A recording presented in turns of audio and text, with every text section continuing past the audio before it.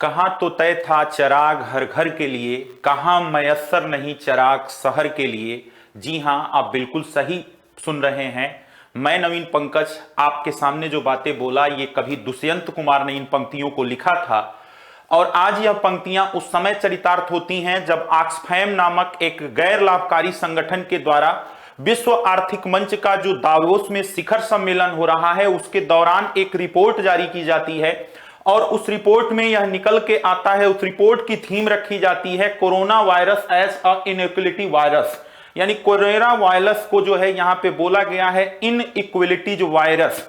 Corona virus ने क्या किया, विषमता को और अधिक बढ़ा दिया। तो आज 10 से 12-15 मिनटों के बीच में हम आपसे इसी बात पे चर्चा करेंगे कि कोरोना वायरस जो है कैसे विषमता को बढ़ा रही है और उस विषमता से संबंधित कौन कौन से फैक्ट हैं जो आने वाले परीक्षा में आपसे पूछे जाएंगे, उनसे बनने वाले प्रश्नों पर भी मैं चर्चा करूंगा।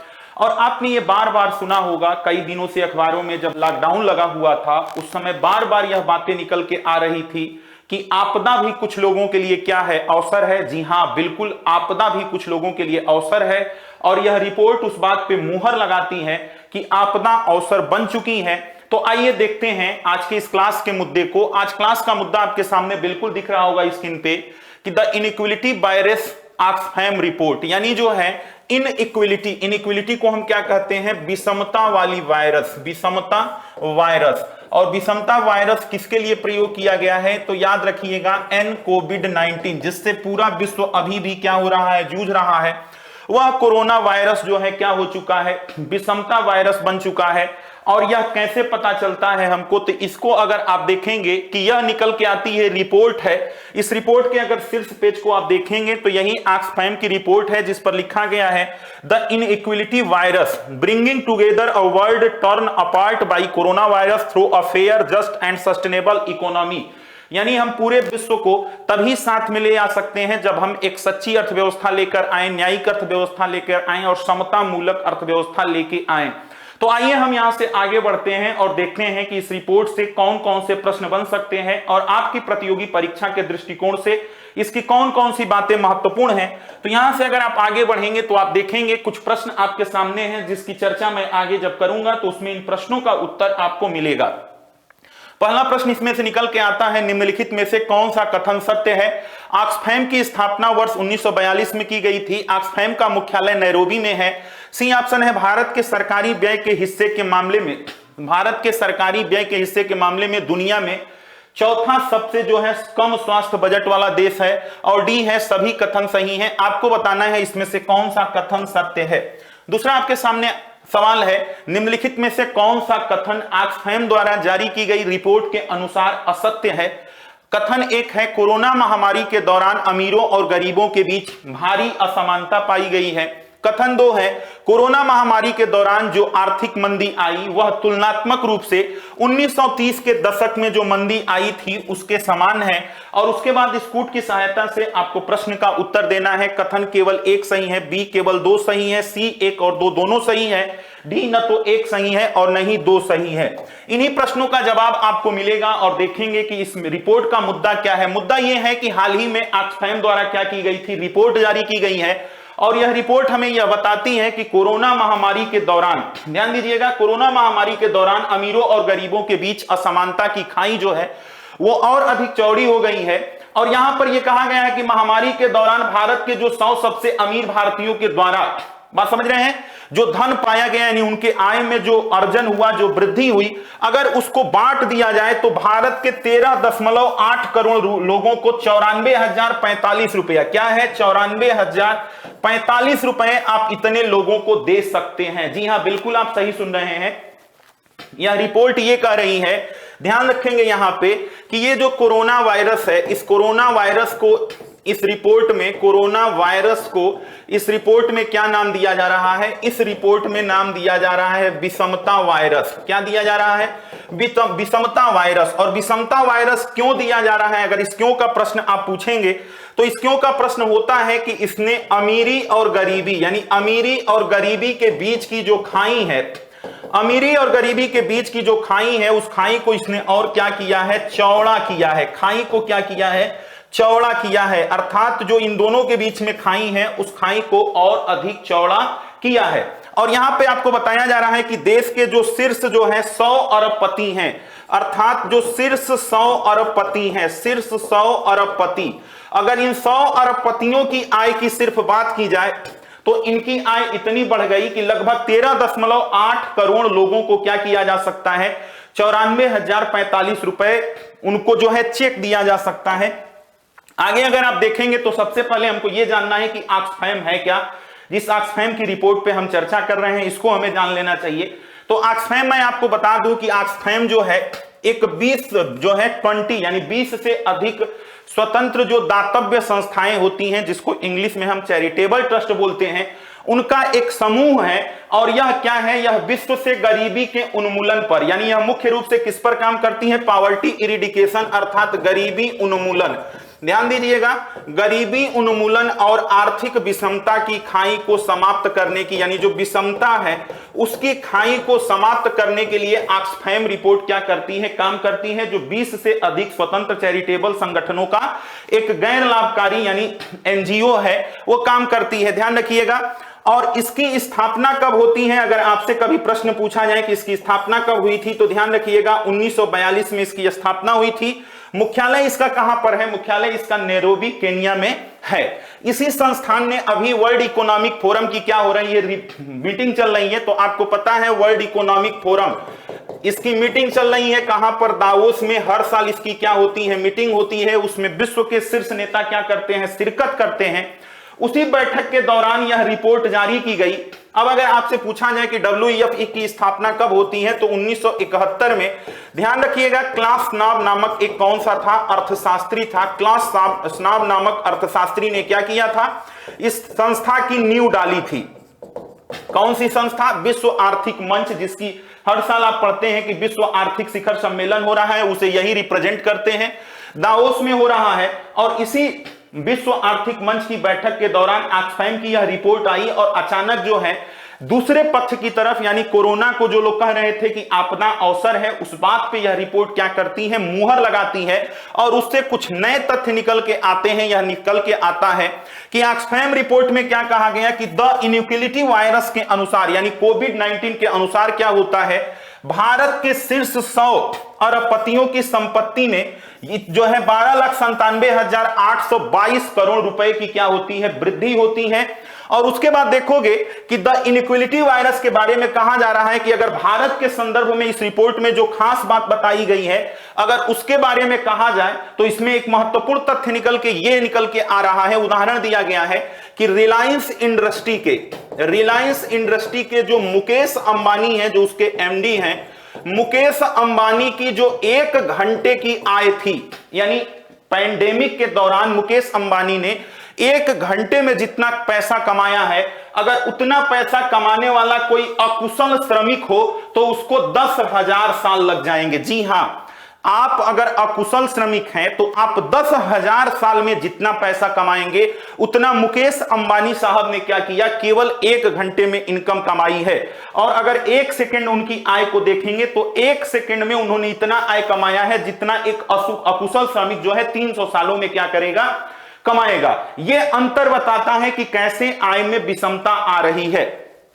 दूसरी चीज यह देखेंगे कि यह जो वायरस की बीमारी आई है, यह 100 साल में दुनिया के सबसे जो है, यह दिखाया गया कि 1930 के बाद जो महामारियां आई, सबसे बड़ा 100 साल में सबसे बड़ा जो है हेल्थ क्राइसिस था। और इस हेल्थ क्राइसिस ने क्या किया है, अमीरी और गरीबी के बीच की खाई को और अधिक चौड़ा किया। क्योंकि इसके लिए जो मानक बनाए गए थे, जैसे मानक बनाया गया था सोशल डिस्टेंसिंग। अब सोशल डिस्टेंसिंग गरीब व्यक्ति कैसे फॉलो करेगा, वो अगर शहर में रहता है तो उसके पास 1 कमरे का मकान होता है, उसमें 5-6 लोगों को रहना होता है। तो इस महामारी ने गरीबों को अधिक प्रभावित किया है और अमीरों पर इसका प्रभाव कम पड़ा है। यही इस रिपोर्ट को क्या करना है, दिखाने का मुख्य उद्देश्य है कि कोरोना महामारी का आर्थिक प्रभाव कैसे पड़ा है, किस रूप में। अगर आप देखोगे तो यहां पर कहा जा रहा है कि भारत में इसका प्रभाव और अधिक गरीबों पर इसलिए पड़ा क्योंकि भारत सरकार या जो हमारे यहां सार्वजनिक व्यय होता है, इस सार्वजनिक व्यय का आधे से मतलब जो है केवल चौथा हिस्सा हम क्या करते हैं, व्यय करते हैं। यानी सार्वजनिक व्यय का हेल्थ पर हमारा जो खर्च है उसका स्तर काफी न्यूनतम है। इसे बढ़ाने की बात यहां पर कही गई। उसके बाद यहां पे एक बात और कही गई कि अगर आप देश के शीर्ष 11 अरबपति जो हैं, भारत के जो शीर्ष 11 अरबपति हैं, उनकी जो आय बढ़ी है, अगर उस पर केवल 1% का कर लगा देते हैं तो इससे जो आप जन औषधि योजना चलाते हैं, उस जन औषधि योजना को जो है आप 140 गुना और अधिक सस्ता बना सकते हैं, जिससे लाखों गरीबों के जीवन में क्या हो सकता है, एफोर्डेबल प्राइस पे जो है हेल्थ फैसिलिटी उपलब्ध कराई जाती है। उसके बाद इस रिपोर्ट में यह साफ निकल के आती है कि ये जो रिपोर्ट आई है, ध्यान दीजिएगा, यह रिपोर्ट यह बताती है कि कोरोना महामारी जो है, कोरोना महामारी अगर इसके प्रभाव को देखेंगे तो जो अमीर हैं, इन अमीरों पर जो है क्या रहा है, न्यूनतम रहा है, और जो गरीब हैं उन पर क्या रहा है, इन पे जो है अधिकतम रहा है। कारण क्या है? कारण अगर आप तलाशोगे कि इसका कारण क्या है, तो कारण यह है कि जो गरीब हैं यह किस क्षेत्र में थे, यह असंगठित क्षेत्र में थे। किसमें थे? असंगठित क्षेत्र में थे। और दूसरी चीज जो नई तकनीकी है, यानी वर्क फ्रॉम होम, नई तकनीकी का ज्ञान न होने के कारण, नई तकनीकी का ज्ञान ना होने के कारण ये क्या हो गए, वर्क फ्रॉम होम करने में यह सफल नहीं रहे। और इसके चलते जो असंगठित क्षेत्र के जो गरीब लोग थे, इनका क्या हुआ, इनका रोजगार छिन गया। क्या हुआ? रोजगार छिना। और रोजगार अगर आप देखोगे तो एक अनुमान बताया जा रहा है कि केवल अप्रैल महीने में, जो अप्रैल महीना था, इस अप्रैल महीने में लगभग कितना रोजगार छिनता है, 1,70,000 लोगों का, 1,70,000 लोग प्रति घंटे क्या हो रहे थे, बेरोजगार हो रहे थे। ध्यान से देखिएगा, मैं क्या कर रहा हूं, प्रति 1 घंटे में क्या हो रहा था, 1,70,000 लोगों की रोजगार छीन रहा था अप्रैल महीने में। तो मैंने यह बताया कि यह रिपोर्ट क्या आपके सामने स्पष्ट करती है। रिपोर्ट यह स्पष्ट करती है कि जो कोरोना महामारी है, इसने अमीरों के लिए क्या किया है, अवसर पैदा किया है। और अमीर और अधिक अमीर हुए हैं क्योंकि उनके पास इंफ्रास्ट्रक्चर फैसिलिटी थी, वो वर्क फ्रॉम होम करने में सक्षम थे, उनके पास टेक्नोलॉजी थी, तो उन्होंने अपना काम धंधा क्या किया, जारी रखा। लेकिन जो व्यक्ति गरीब थे और जो असंगठित क्षेत्र में रोजगार पाए हुए थे, आपको पता है कि भारतीय अर्थव्यवस्था में लगभग 90 से 95% लोग किसमें हैं, असंगठित क्षेत्र में हैं। और उनका कोई डाटा भी जो है, एक सुचारू डाटा सरकार के पास नहीं है कि वो सोशल सिक्योरिटी स्कीम के नेट में आ सके। वह इस काम को करने में जो है सफल नहीं थे। इसलिए क्या हुआ, जब कंप्लीट लॉकडाउन, विश्व का सबसे बड़ा लॉकडाउन जब अर्थव्यवस्था में लगा, तो इनका रोजगार छिन गया और यह सड़कों पर आने के लिए क्या हुए, मजबूर हुए। इस रिपोर्ट में यह भी बताया गया है कि इससे प्रवासी श्रमिकों का जो पलायन हुआ, उसके दौरान जो है लगभग जो एक समाज का विद्रूप चेहरा जो सामने आया था, उसमें हजारों लोगों का देहांत हुआ है। और उसका एक डाटा भी भारत सरकार के पास नहीं है। डाटा जो है, कितने लोग मरे, इसका कोई आधिकारिक डाटा नहीं है। ध्यान से देखिए, यहां पर मैंने जो डाटा आपको ऊपर बताया, वो चीज यहां पे क्या है।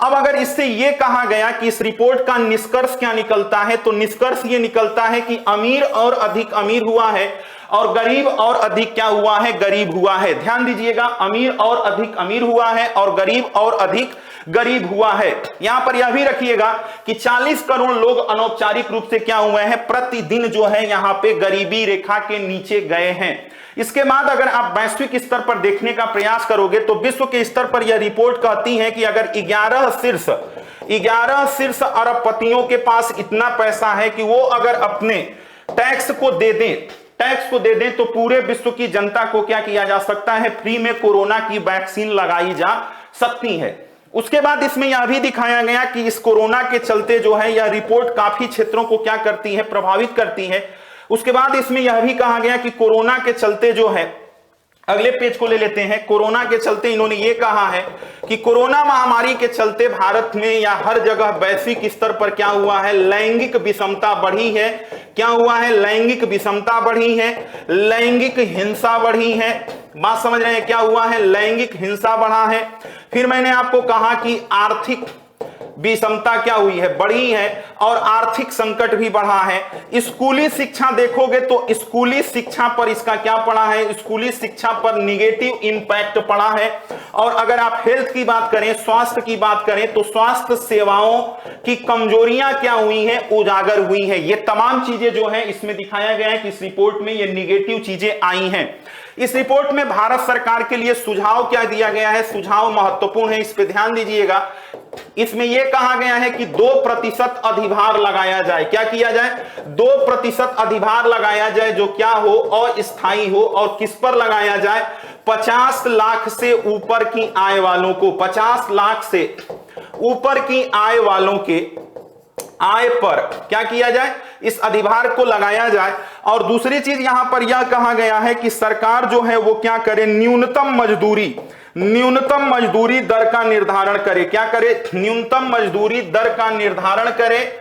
और उसके बाद समय समय पर क्या करे, समय समय पर इसमें जो है वृद्धि करती रहे। क्या करती रहे, समय समय पर इसमें वृद्धि करती रहे। तो ध्यान दीजिए, यहां पर कहा गया है कि इस संकट से निपटने के लिए आपको क्या करना है, इस संकट से निपटने के लिए आपको न्यूनतम मजदूरी दर यानी बेसिक इनकम आपको देना ही पड़ेगा। और उसमें समय समय पर आपको क्या करना पड़ेगा, वृद्धि करनी पड़ेगी। और दूसरी बात यह भी कही गई है कि आप जो है महामारी के दौरान जिन लोगों की आय बढ़ी है, उन लोगों की बढ़ी हुई आय पर जो उसको विंडफॉल क्या बोलते हैं, प्रॉफिट बोलते हैं, उस विंडफॉल प्रॉफिट पे न्यूनतम 2% की दर से क्या किया जा रहा है, अधिभार लगाने की बात की जा रही है। और उसके बाद इसमें जो है विश्व के लिए 5 सुझाव दिया गया है। विश्व के लिए 5 जो है महत्वपूर्ण सुझाव दिए गए हैं कि हमें इस पर ध्यान देना चाहिए। अब विश्व के पहले सुझाव को देखोगे तो यहां पर कहा गया है कि हमें क्या करना है, एक अधिक समतामूलक आर्थिक समाज की रचना करनी है। अधिक समतामूलक आर्थिक समाज की रचना करनी है। पहला यहां पे आपका हो गया, आर्थिक समाज का हो गया। दूसरी चीज क्या करनी है, दूसरी चीज यह करनी है कि मानवीय अर्थव्यवस्था का विकास करना है। मानवीय अर्थव्यवस्था का क्या करना है, विकास करना है, ताकि जो है लोगों का केयर हो सके। फिर यह कहा गया है कि शोषण रहित आय सुरक्षा सुनिश्चित करने वाली अर्थव्यवस्था, शोषण रहित आय सुरक्षा सुनिश्चित करने वाली अर्थव्यवस्था बनानी है। उसके बाद जो है इसमें एक बात और कही गई, समतामूलक हो गया, मानवीय हो गया, जलवायु परिवर्तन से निपटने की बात की गई है। और फिर इसमें यह कहा गया है कि अमीर